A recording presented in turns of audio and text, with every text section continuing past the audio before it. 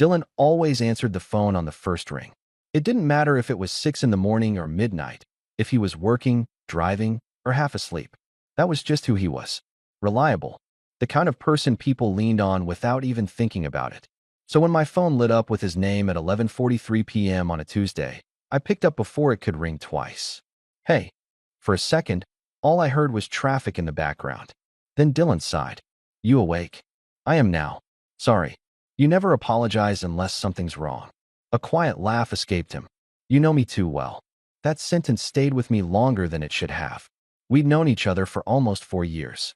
We met during our sophomore year of college after getting stuck together on a group project neither of us wanted. Somehow, a presentation about marketing statistics turned into late-night coffee runs, weekend basketball games, and the kind of friendship where silence never felt awkward. Dylan was the straight guy everyone liked. Confident without being arrogant. Funny without trying too hard. The first person to help someone move apartments. The last person to leave a birthday party because he insisted on cleaning up afterward. Girls loved him. Guys wanted to be friends with him. I just happened to be both impressed by him and hopelessly in love with him. Not that he knew. He'd been one of the first people I told I was gay. His response had been painfully simple. Cool. That was it. No awkward questions. No weird distance afterward. The next thing he'd asked was whether I wanted pizza. I remember going home that night thinking I'd probably keep him in my life forever, which turned out to be both the best and worst decision I'd ever made. You still there? Dylan asked. Yeah. He stopped. I kinda need a favor. My stomach tightened. What happened? My apartment flooded. I blinked. What? Pipes burst upstairs. Seriously? Seriously. You okay? I'm fine. Another pause. I just don't have anywhere to stay for a few days. The implication arrived before he said it. My landlord says maybe a week. I leaned back against my couch. My one-bedroom apartment suddenly felt very, very small. You can stay here, I heard myself say. You sure? Of course. I don't want to be a pain. You won't. You've only got one bedroom. We'll figure it out. Another long silence. Thanks, Wyatt. The way he said my name sounded exhausted. Genuine. I'll owe you. You already bought me enough coffee to cover it. He laughed. I'll be there in 20. After we hung up, I stared at my apartment. One bedroom, one bathroom, one couch that wasn't remotely comfortable. One man I'd spent years trying not to fall any harder for. I stood up and immediately started cleaning. Not because the apartment was messy, because I needed something to do with my hands. I folded blankets that were already folded, straightened books that were already straight, wiped down countertops that had been cleaned that morning. Anything to avoid thinking about what the next week might feel like. 23 minutes later, someone knocked. I opened the door. Dylan looked exhausted. His dark hair was damp from the rain. He carried one duffel bag over his shoulder and another grocery bag filled with random things he'd apparently rescued before leaving. You weren't kidding, I said. He looked over his shoulder toward the street where a moving van sat parked. Everything's a disaster. You hungry? I forgot to eat. Come in. He stepped inside, setting his bags near the door before looking around the apartment he'd visited dozens of times. Feels weird. Why? I've never actually stayed here overnight. Guess that's changing. He smiled. I guess it is. For a moment, nothing felt unusual. It was just Dylan, my best friend, standing in my apartment. Then he looked toward the bedroom. So, yeah, the sleeping situation. I was thinking you'd take the bed. His head snapped toward me. No chance. Dylan, no. You've had a terrible day. So take the bedroom. He crossed his arms. You pay rent. So do you. For an apartment that's underwater. Despite everything, I laughed. He pointed toward my couch. You're not sleeping there. It pulls out. It barely survives being a couch. I've managed. He shook his head. We're both adults. I noticed. We can share a bed for a week. My brain stopped working. What? He looked confused by my reaction. I mean, it's a queen. I know what size my bed is. We're not 12. No. It'll be fine. He said it so casually, like he hadn't just unknowingly suggested the one scenario I'd spent years carefully avoiding imagining. We're friends. Exactly. That's what made it dangerous. I forced myself to shrug. If you're sure. I'm sure. He smiled again. See? Problem solved. If only he knew. The rest of the evening settled into something surprisingly normal.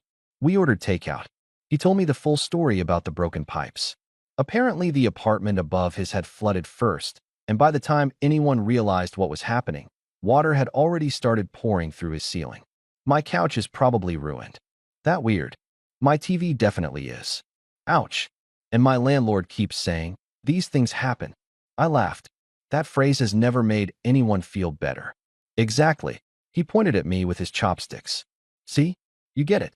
We spent the next hour talking about everything except my rapidly increasing awareness that we'd be sharing the same room in less than 30 minutes. Eventually, Dylan stood. I'm gonna shower. Go ahead. He grabbed a clean towel I'd left out for him. Thanks again. You don't have to keep thanking me. I know. He smiled softly. But I want to. The bathroom door closed. I let out the breath I'd apparently been holding all evening. This is fine, I muttered to myself. It is 1 week. 7 days. I could survive 7 days. Probably. I changed into an old t-shirt and sweatpants before climbing into bed with a book I had absolutely no intention of reading. 10 minutes later, the bathroom door opened. Steam drifted into the hallway. Dylan stepped out wearing a gray t-shirt and athletic shorts. His hair was still damp. He looked comfortable, like he'd already started thinking of my apartment as somewhere safe. You reading? He asked. Trying. Any good? I've been on the same page for 15 minutes. He laughed. Mind if I turn the light off when I get in? No. He walked around to the other side of the bed. For the first time since I'd moved into the apartment, it suddenly seemed much smaller. The mattress dipped as he climbed in. Not close enough to touch. Just there. A few feet away. Close enough that I could hear him settling into the pillow. Comfortable? I asked. Actually. What? Your mattress is way better than mine. I'll try not to let that go to my head. You should. The lamp clicked off. Darkness filled the room. Outside, rain tapped softly against the window. Neither of us spoke for a while. Then Dylan broke the silence. Wyatt. Yeah. Thanks for making today mean a little less. I stared at the ceiling. You'd do the same for me. In a heartbeat. I believed him. That was the problem. Because Dylan always meant what he said.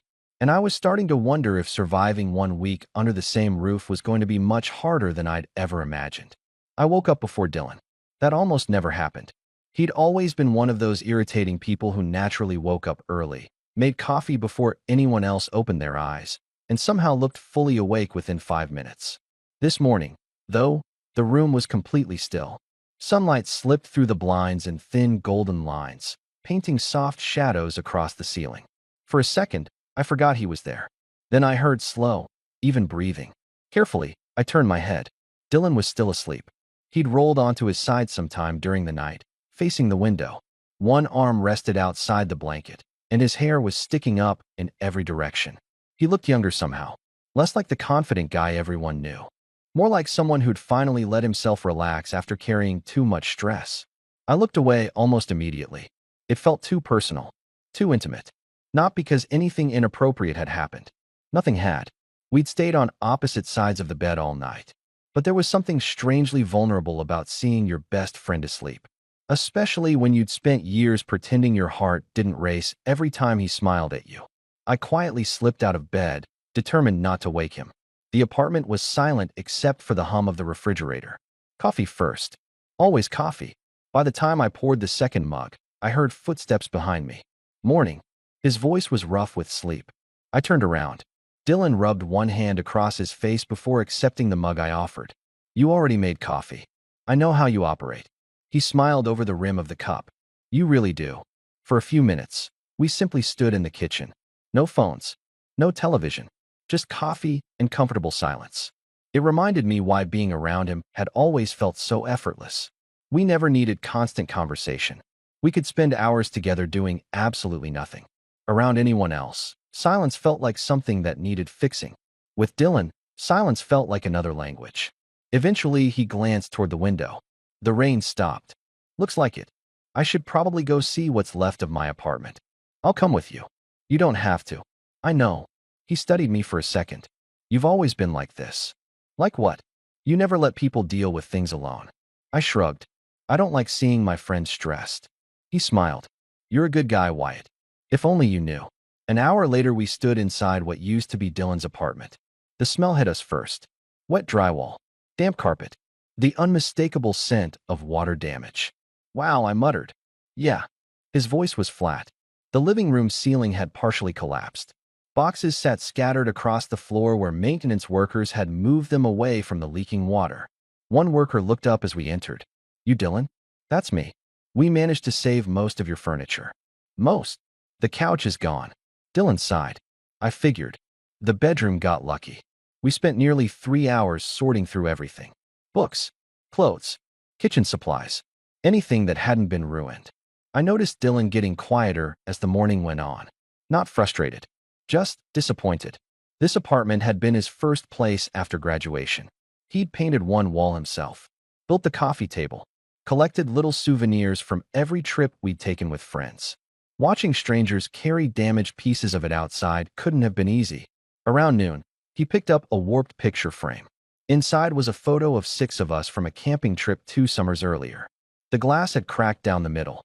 "Well," he said softly, "guess this one's done." I took the frame from him. "The picture's okay." He blinked. "What?" "The frame's ruined." I carefully removed the photograph. "But the photo isn't." He stared at it, then smiled. "I would have thrown the whole thing away." "I know. You always notice stuff I don't." I slid the picture into one of the boxes. "Occupational hazard. You work in software." "I noticed details in software." "You notice details everywhere." I hadn't realized he paid that much attention. By the time we returned to my apartment, both of us were exhausted. Dylan dropped onto the couch with a groan. "I'm ordering pizza." "I support this decision." "My treat." "You've already bought groceries." "You gave me your home." "I gave you half a bed." He laughed. Still, while we waited for delivery, he wandered toward the bookshelf near my desk. "I've never actually looked through these." "Most people don't." "You've got way more books than I expected." I read. "I know." He pulled one from the shelf. "You've had this since college. You remember that? You carried it everywhere senior year." I smiled. "I forgot about that." "You highlighted half the pages." He opened it randomly. "You even wrote notes in the margins." I was insufferable. "You were focused." "There's a difference." "There is." He slid the book back into place. "I always admired that." I looked at him. "You never said anything." "I didn't think I had to." He leaned against the bookshelf. "You've always known exactly who you are." The words caught me off guard. "No, I haven't." "Sure you have." "Dylan, I mean it." He folded his arms. "You've always seemed comfortable being yourself." I almost laughed. Comfortable? If he only knew how many nights I'd spent convincing myself to stop falling for someone who could never feel the same way. How many dates I'd canceled because none of them felt right after spending time with him. How many times I'd rehearsed telling him before deciding friendship was too valuable to risk. Comfortable wasn't the word I'd have chosen, but I understood why he thought that. "I fake it well," I said quietly. He tilted his head. "What do you mean?" I almost answered honestly. Instead, I smiled. "Everybody's figuring something out." He considered that. "I guess." The pizza arrived before the conversation could go anywhere dangerous.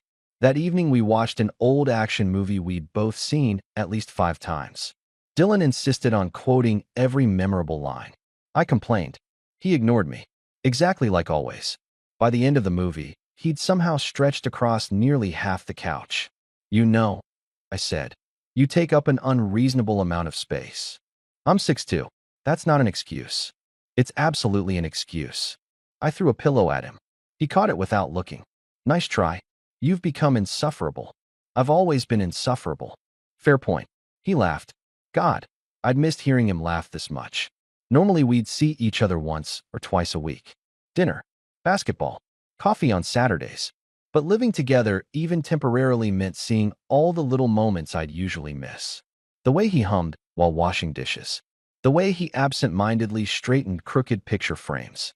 The way he thanked me every single time I handed him something. Tiny things. Things that somehow made loving him even more difficult. That night, as we got ready for bed again, Dylan looked noticeably more relaxed than the night before. I forgot how nice it is not sleeping alone in an apartment. I paused. "You mean because it feels less empty?" "Yeah." He smiled sheepishly. "After today, I didn't really want to be by myself." "I get that." He climbed into bed first this time. "You know something?" "What?" "I thought staying here would feel awkward." "And it doesn't." I forced a smile. "I'm glad." He reached over and switched off the bedside lamp. Darkness settled around us once again. "Good night, Wyatt." "Good night." A minute passed. Then another. Just as I thought he had fallen asleep, His quiet voice drifted through the darkness. I'm really lucky to have you. I closed my eyes. That sentence should have made me happy. Instead, it made my chest ache. Because every day he stayed here, it became harder to remember that, to Dylan, this was simply what best friends did. And every day, I found myself wondering how much longer I could keep pretending it meant the same thing to me. By the third morning, we'd already fallen into a routine. Dylan woke up first. Coffee started brewing before I even opened my eyes. Music played quietly from his phone while he made breakfast. Always something mellow that never felt intrusive. I walked into the kitchen to find pancakes on the stove. You made breakfast? He looked over his shoulder. You always cook for everyone else. So, my turn. I leaned against the doorway. I could get used to this. Don't. Why? I don't need unrealistic expectations after I moved back home. Home. The word landed strangely. He'd only been staying with me for 2 days. Yet somehow, the apartment already felt different. Less quiet. Less lonely. You okay? He asked. I realized I'd been staring into space. Yeah. You sure? Just tired. He nodded.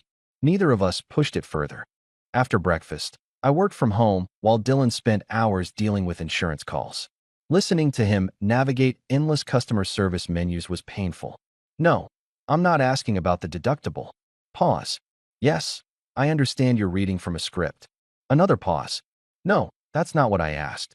I tried not to laugh. He caught me anyway. This is not funny. It's a little funny. They've transferred me 6 times. That part isn't funny. They just asked if I've tried turning the apartment off and back on. I burst out laughing. They absolutely did not. They basically did. By lunchtime, even Dylan was laughing. I've officially lost my mind. I noticed around representative number 4. He pointed at me. I expected more emotional support. You've got pizza leftovers. That's fair. The afternoon passed quietly. I worked at my desk. Dylan sat at the dining table filling out insurance forms. Every so often, one of us would look up and ask a random question. Do you remember Professor Harris? The economics guy? Yeah. He hated me. He loved you. He literally failed one of my presentations. Because you showed up 20 minutes late. I had a flat tire.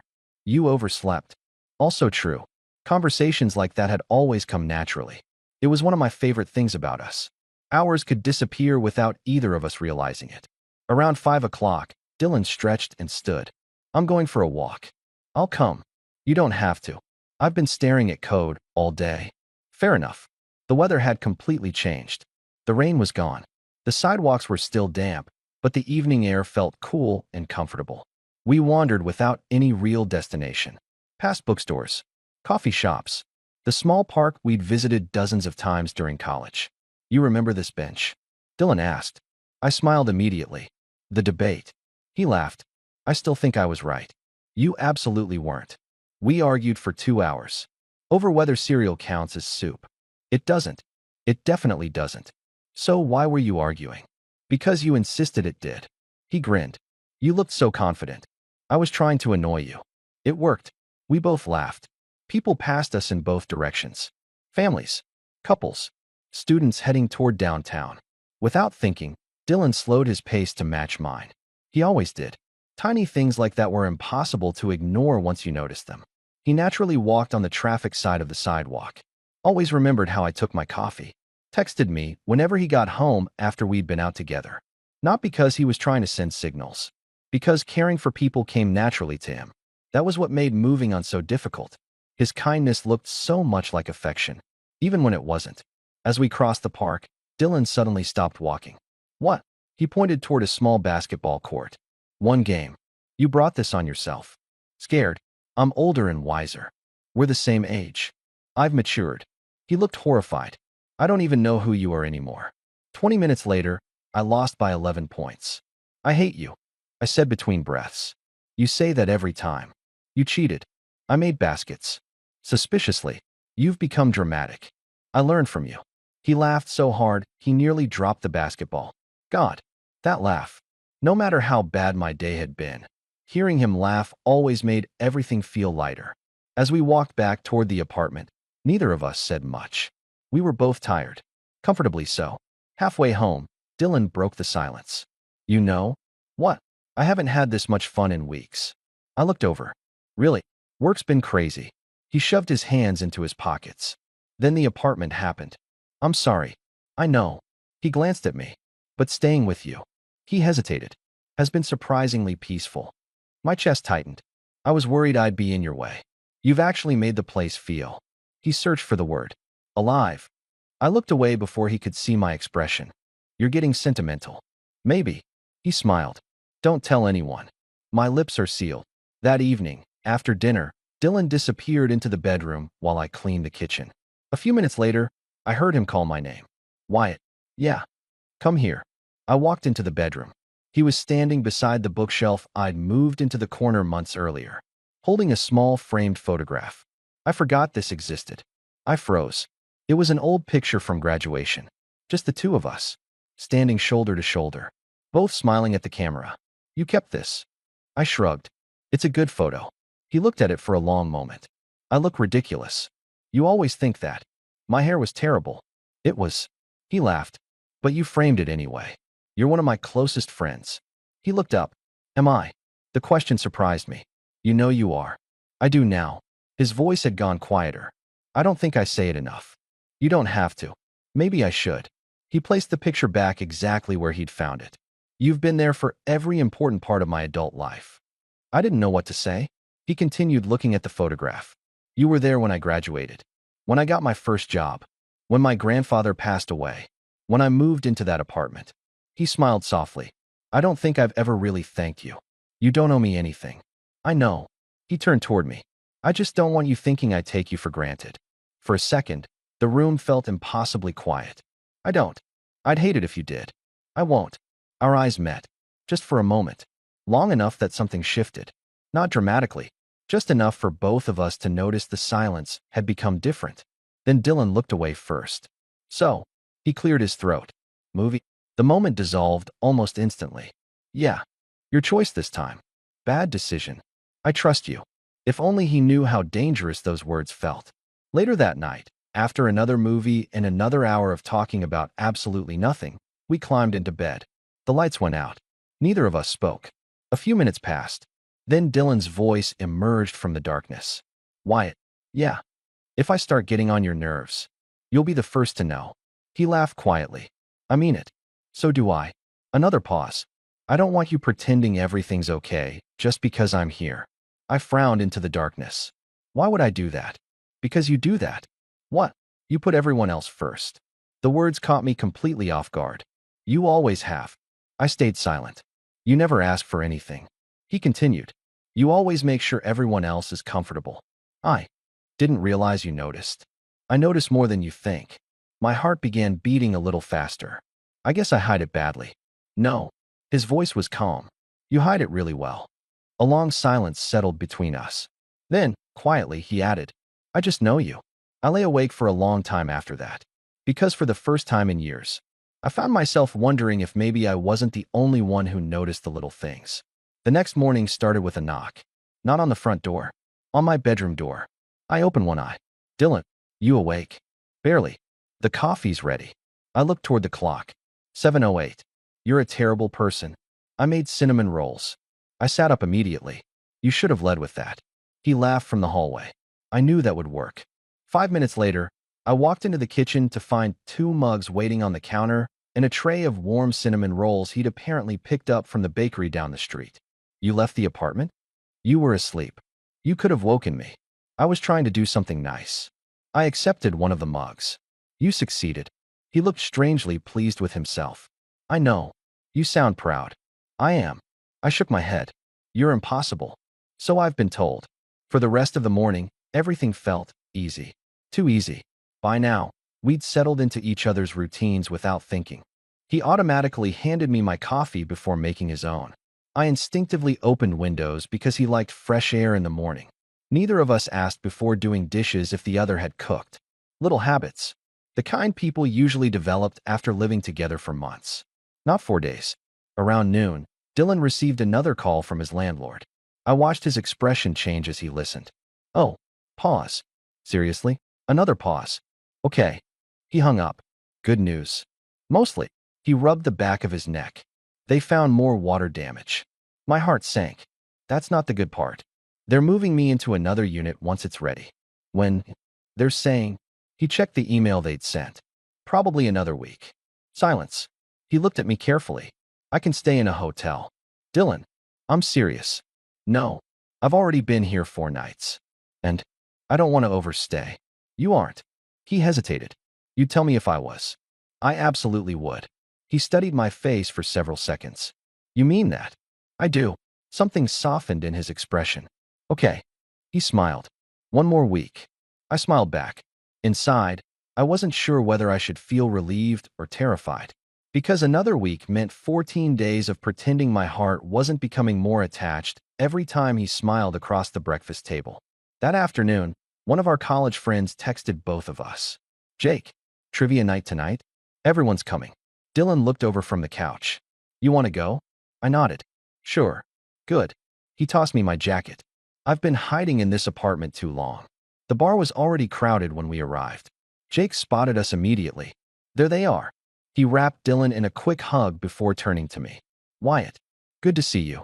Within minutes, we were sitting around a long table with 6 people we'd known since college. Conversation picked up exactly where it always did. Work, vacation plans, terrible bosses, embarrassing stories from sophomore year.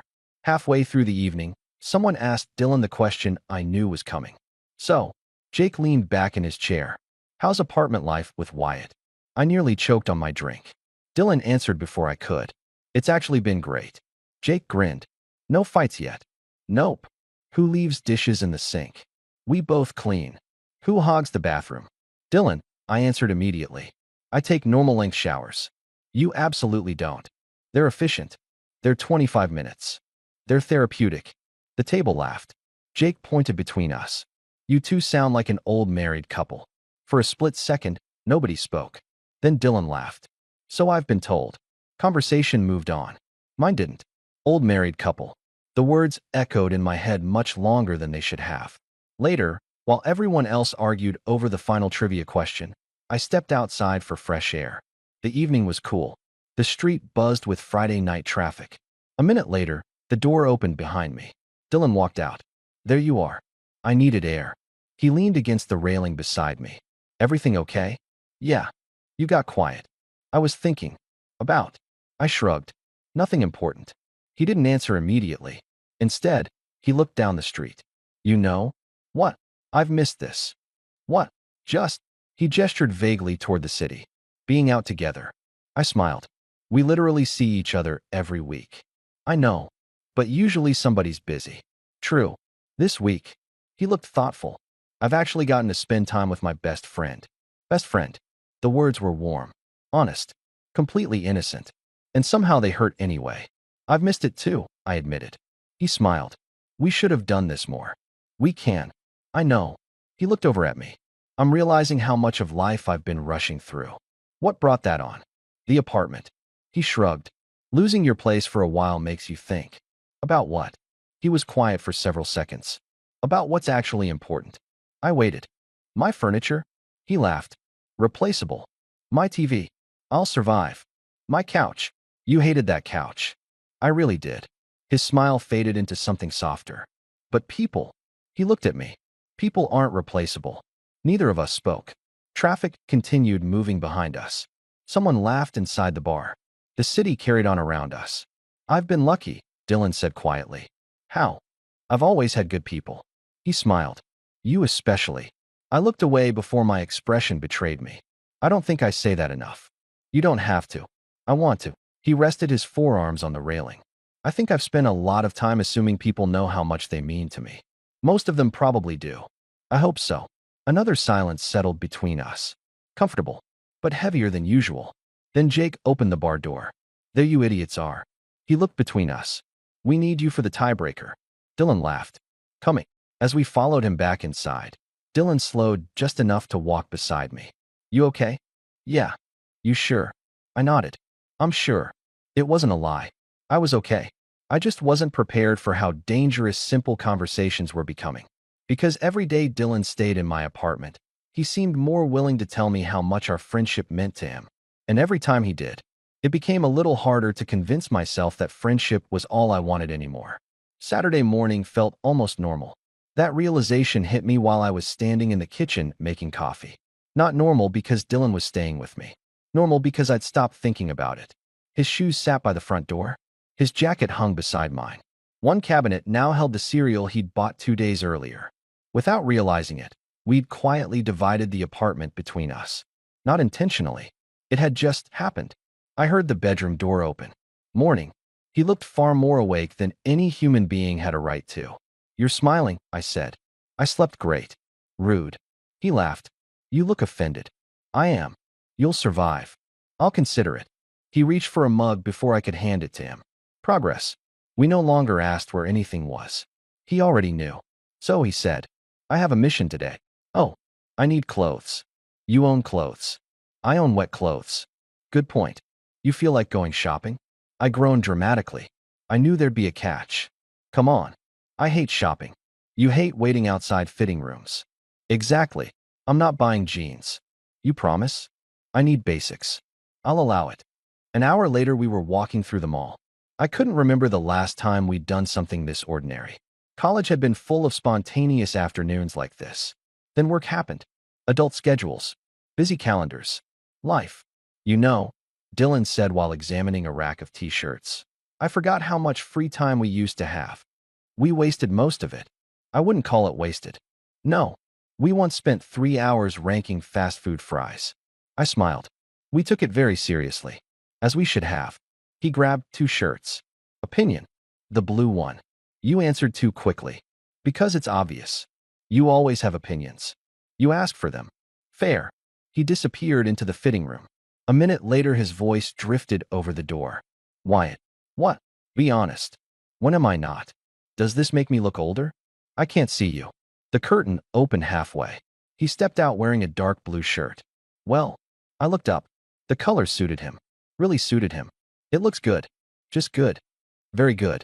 He studied my face. "You actually mean it." "I do."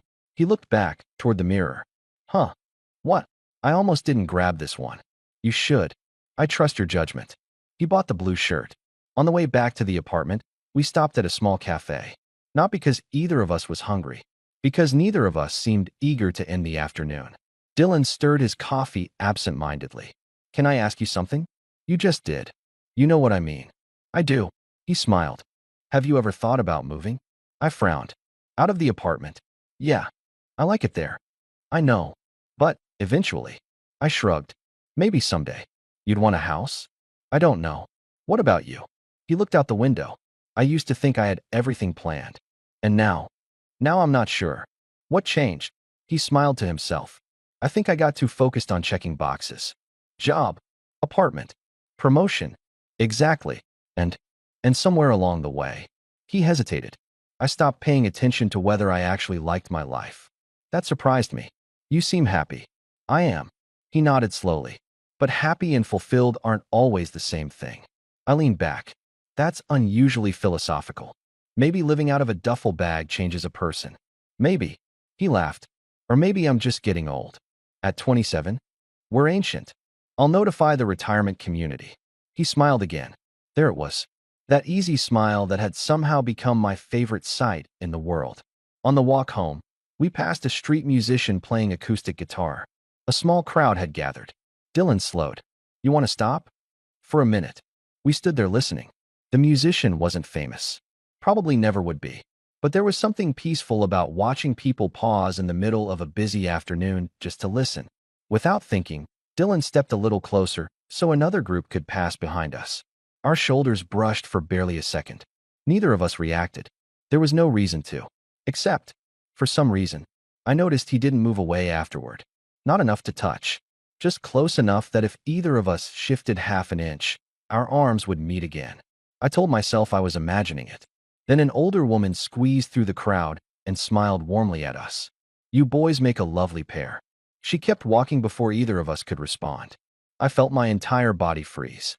For one endless second, neither of us spoke. Then Dylan laughed awkwardly. I guess she assumed. "Yeah." I forced a small smile. "It happens." He looked at me. "You okay?" "Of course." He nodded slowly. "Right." We started walking again. The conversation didn't quite recover. Not because anything was wrong. because both of us seemed unexpectedly aware of each other's presence. Back at the apartment, Dylan carried the shopping bags into the bedroom. I unpacked groceries in the kitchen. Everything felt slightly different. Not dramatically, just enough that I noticed. About an hour later, Jake sent a message to our group chat. Jake, movie night next Friday? Emma, I'm in. Chris, same. Then another message appeared.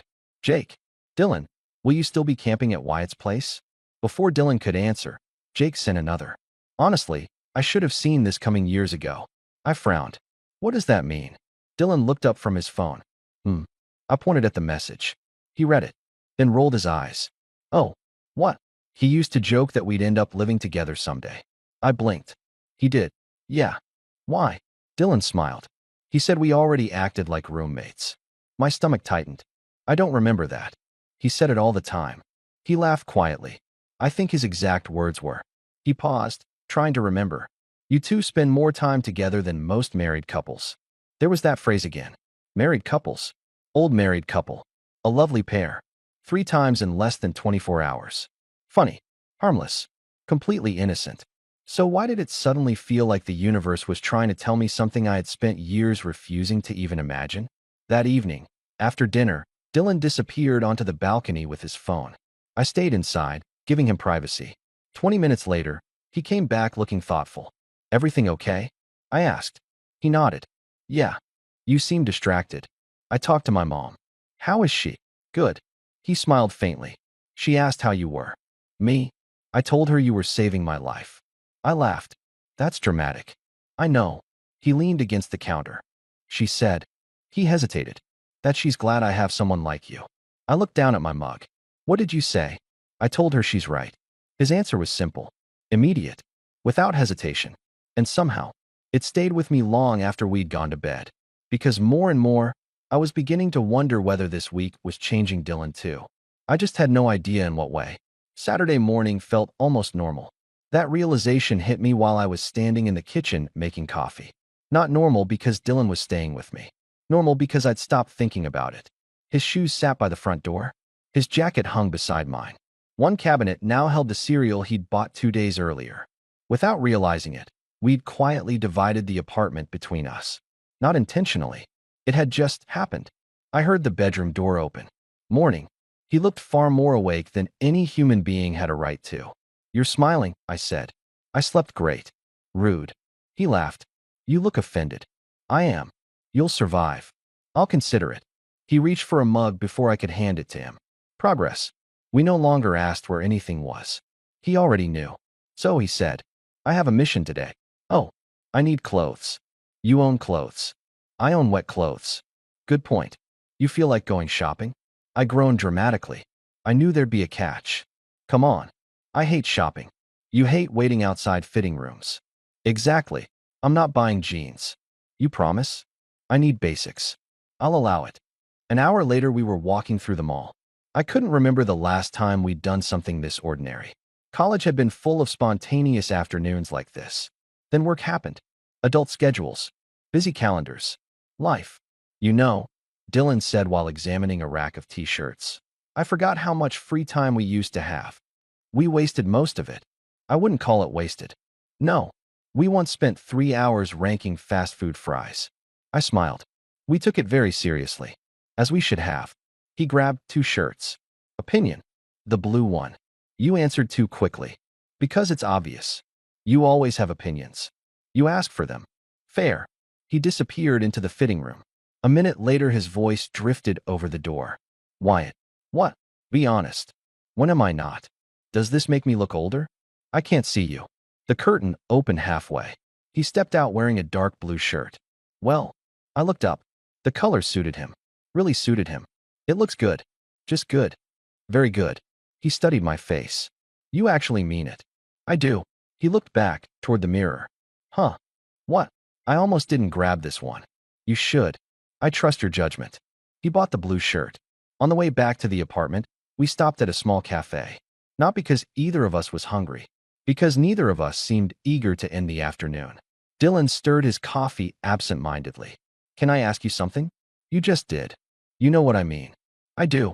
He smiled. Have you ever thought about moving? I frowned. Out of the apartment.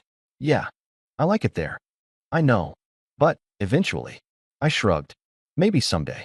You'd want a house? I don't know. What about you? He looked out the window. I used to think I had everything planned. And now I'm not sure. What changed? He smiled to himself. I think I got too focused on checking boxes. Job. Apartment. Promotion. Exactly. And, and somewhere along the way. He hesitated. I stopped paying attention to whether I actually liked my life. That surprised me. You seem happy. I am. He nodded slowly. But happy and fulfilled aren't always the same thing. I leaned back.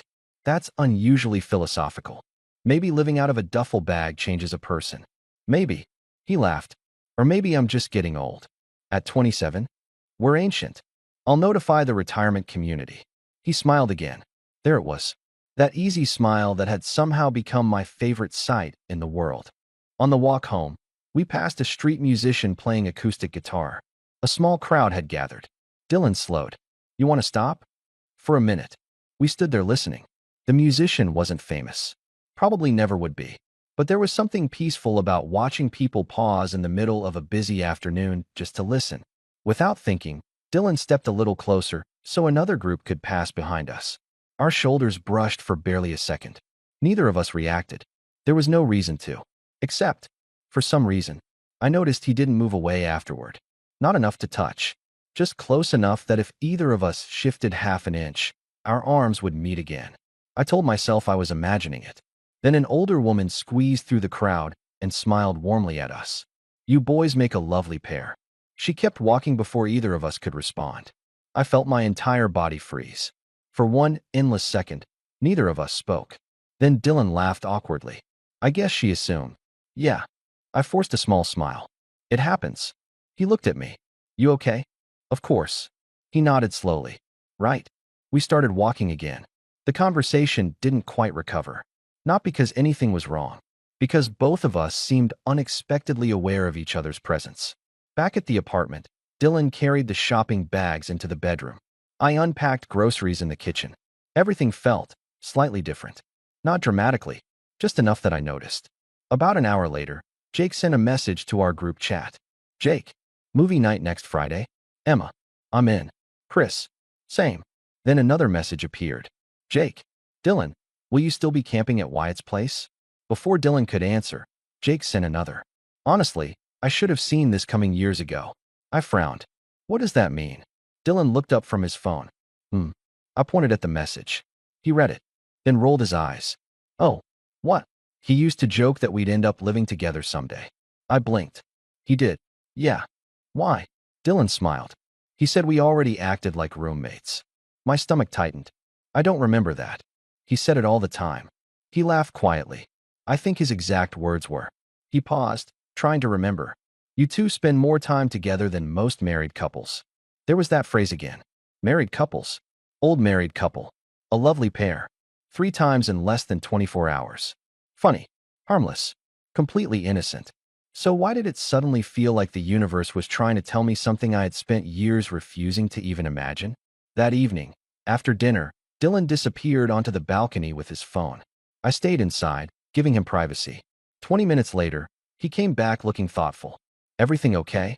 I asked. He nodded. Yeah. You seem distracted. I talked to my mom.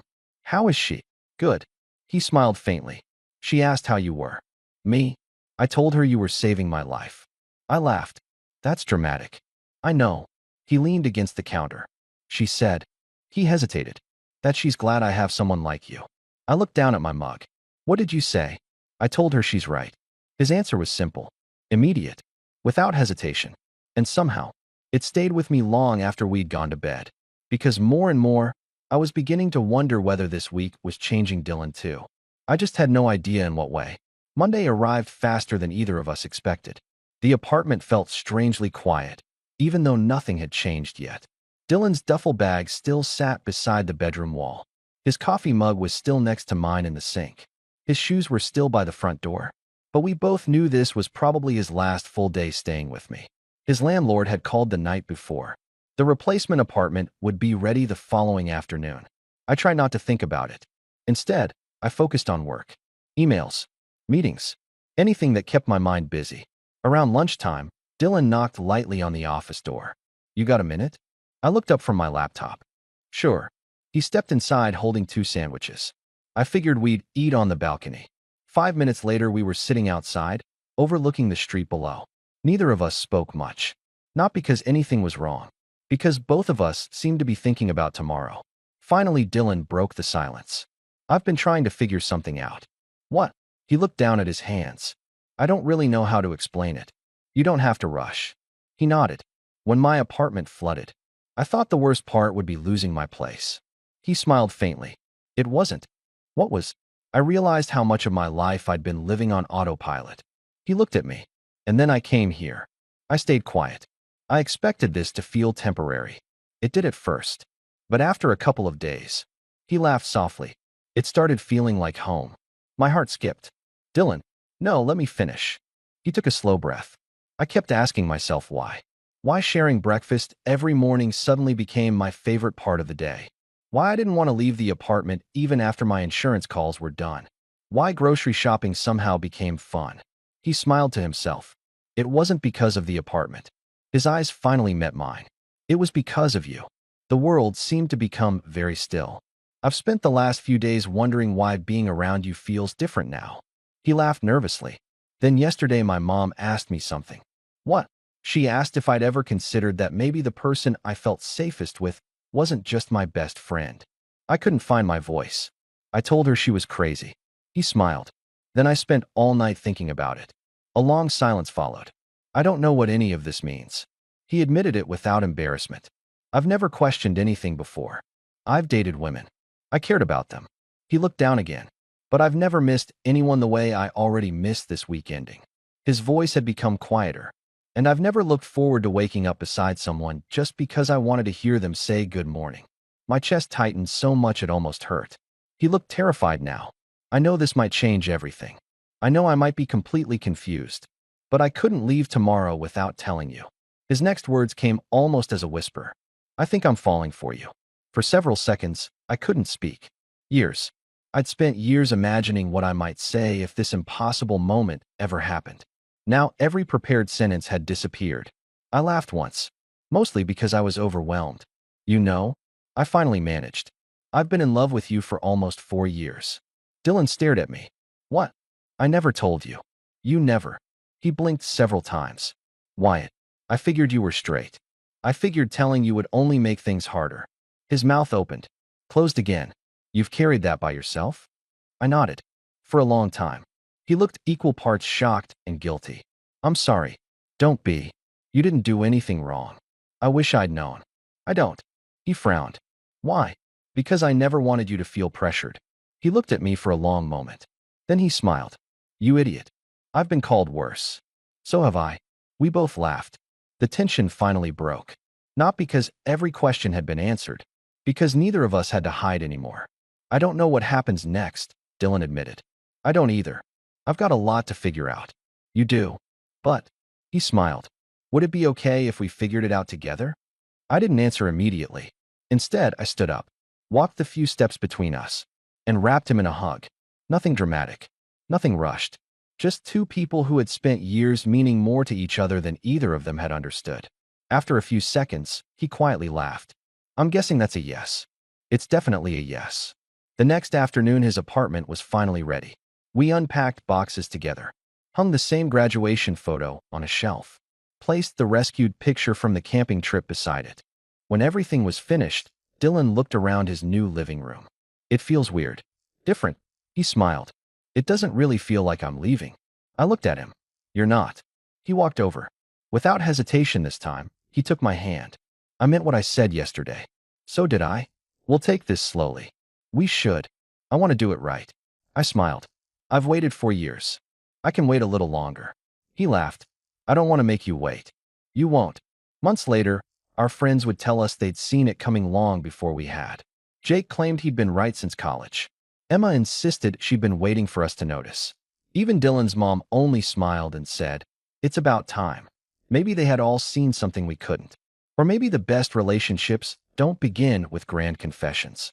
Maybe they begin with friendship, with trust, with years of choosing each other long before anyone calls it love. Sometimes all it takes is one unexpected week, one spare bedroom, one flooded apartment, and two people finally realizing that the place that had always felt most like home was never the apartment at all. It was each other.